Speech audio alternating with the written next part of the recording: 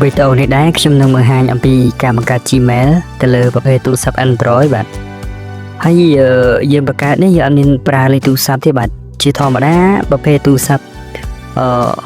Android នេះពេលដែលយើងធ្វើការបង្កើតដំបូងហ្នឹងគឺវាអាច free ទៅពី2ទៅ3 account បាទដើម្បីឲ្យយើងបង្កើត free អត់ចាំបាច់ប្រើលេខទូរស័ព្ទទេបាទអញ្ចឹងយើងចូលទៅកន្លែង Gmail នេះមក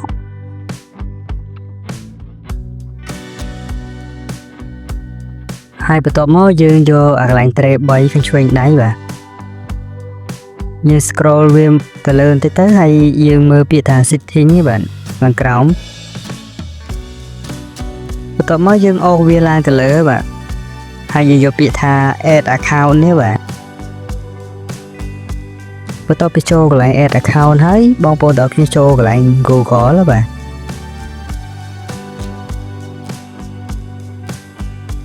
កន្លែងនេះដែរវាទាមទារយើងវាយ password ចូលបាទ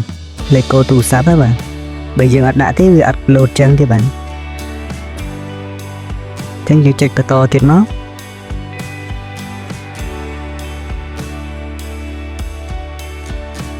ហើយកន្លង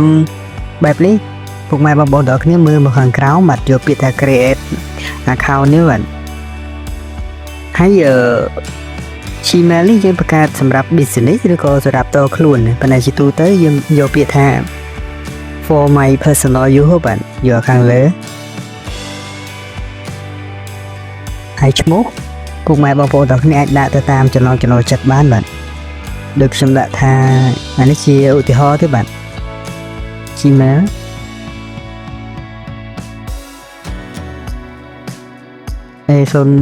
A01 បាទហើយចុច next មកហើយថ្ងៃខែឆ្នាំកំណើតនេះពុកម៉ែបងប្អូនទាំងអស់គ្នាអាចដាក់ទៅតាមចំណង់ចំណូលចិត្តដែលពុកម៉ែបងប្អូនទាំងគ្នាចង់ដាក់បាទគឺអាចដាក់ថ្ងៃខែពិតប្រាកដក៏បានឬក៏យើងដាក់យើងប្រើជា fake យើងដាក់ថ្ងៃខែឆ្នាំកំណើតคล้ายៗក៏បានដែរបាទកន្លែងខាងក្រោមកន្លែង page បាទហើយយើងចុច next ទៀតមកកន្លែងនេះវាបង្ហាញបាត់នេះគឺពីកន្លងខាងលើទេបាទដែលវាដាក់ខាងលើវាដាក់ថា A7481 នេះ @gmail.com ហើយនឹង GA9852 នេះគឺជា Gmail ដែលឲ្យស្រាប់បាទមិនន័យថាយើងចង់យក Gmail នេះជាផ្លូវការក៏បានឬក៏យើងយកពាក្យថា create ខាងក្រោមនេះបាទយក own Gmail នេះគឺយើងបង្កើតយើងវាយខ្លួនឯងបាទយើងចង់ដាក់តាមចិត្តណាគឺយើងចុចខាងក្រោមនេះមកអញ្ចឹងយើងដាក់មកយើងដាក់ Gmail វាចង់ឲ្យវាយរបៀបមិនក៏បានឲ្យតែវាព្រមឲ្យ nick ទៅមុខទៀតបាទយើងថែមធ្វើម៉េចឲ្យវា approve វាព្រមឲ្យ nick ទេបាទឥឡូវវាព្រមហើយបាទហើយ password យើងអាចដាក់តាមចំណង់ចំណូលចិត្តរបស់យើងដែរបាទយើងលាយខ្លះទៅដើម្បីសុវត្ថិភាពបាទដូចខ្ញុំដាក់អញ្ចឹងខ្ញុំដាក់ថាឧទាហរណ៍ឲ្យមើលខ្មែរខ្ញុំដាក់លាយជាមួយនឹងលេខខ្លះទៅហើយនឹងលាយនិមិត្តសញ្ញាខ្លះទៅបាទហើយពេលដែលយើងធ្វើការវាយ password ហើយយើង screenshot ទៅបាទយើងថតជា screenshot ទុកក៏បានកុំឲ្យថ្ងៃក្រោយយើងភ្លេចឬក៏យើងអត់បានកត់ទុកចឹងទៅអាចនឹងពិបាករកបាទយើង screenshot ទុកមួយមកហើយបន្ទាប់មកយើងធ្វើការ next ជាមកបាទបន្តមកយើង next បន្តទៀតទៅបាទហើយបន្តមកយើង scroll ឡើងទៅលើយកពាក្យថា I agree បាទ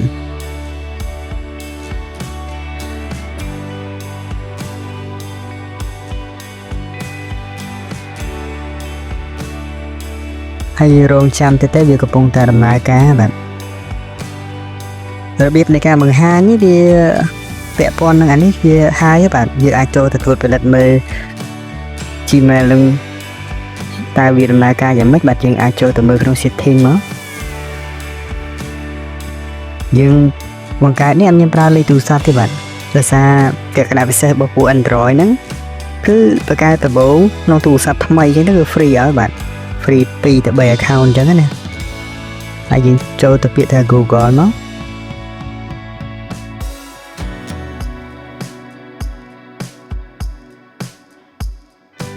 អូអធិស្ឋានបាទមិន Google ទេបាទចូលក្នុងពាក្យថា use an account នេះបាទហើយយើងយកពាក្យថា Google នេះបាទដោយសារ account ខ្ញុំបង្កើតច្រើនណាបាទអញ្ចឹងយើងទៅស្វែងរកមក account មួយណាដែលយើងបានបង្កើតមិញណាបាទនេះបាទនេះខាងក្រោមគេនេះបាទខ្មែរឡា2025នេះបាទ khman@gmail.com នេះបាទយើងចុចលើហ្នឹងសញ្ញាព្រួយ enable ចុះ Walla នេះវាកំពុងតែដំណើរការដើម្បីឲ្យ Gmail ហ្នឹងវារៀបរយអាចប្រើការបានណាបាទគេវា tick បែបនេះគឺវា approve គឺវាដំណើរការឲ្យប្រើបានណាបាទតែបើយើងចង់ឲ្យ Gmail ហ្នឹងសុវត្ថិភាពរឹងមាំអាចប្រើបានយូរវែងតែអាចដាក់លេខទូរស័ព្ទទៅឬក៏យើងអាចដាក់@gmail ដែលសុវត្ថិភាពមួយទៀតហ្នឹងគឺយើងដាក់ recovery បាទសម្រាប់ទាញយក Gmail ហ្នឹងនៅពេលដែលវាខូចឬក៏ផ្លិចអីចឹងណាបាទផ្លិច password អីចឹងណាវីដេអូក្រោយខ្ញុំនឹងធ្វើការបង្ហាញអំពីការ add account recovery បាទដើម្បី account សុវត្ថិភាពបន្ថែមទៀតដើម្បីផ្លិច password ទៅយើងអាចទាញ account នេះមកវិញបានទៅចឹងណាហើយឥឡូវយើងចូលទៅមើលក្នុង Gmail វិញបាទ Gmail យើងថយវាអស់មក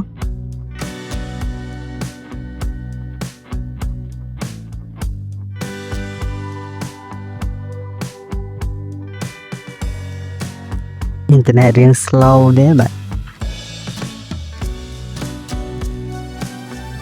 បន្ទាប់មកយើងចូលអាកន្លែងវងមកស្ដាំនេះបាទខាងលើនេះបាទយើងចុចលើហ្នឹងមកហើយយើងធ្វើការ scroll ទៅរក Gmail ដែលយើងបង្កើតមិញហ្នឹងបាទនេះបាទ Gmail ខាងក្រោមគេនេះបាទ Gmail A01 នេះយើងចុចលើហ្នឹងមក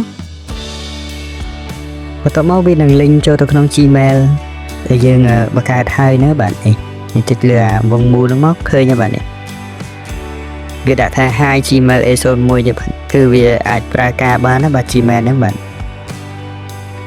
អញ្ចឹងវីដេអូហ្នឹងមានតែប៉ុណ្្នឹងទេបាទវីដេអូក្រោយខ្ញុំនឹងការបង្ហាញអំពីការដាក់ recovery account បន្ថែមដើម្បីសុវត្ថិភាពបាទ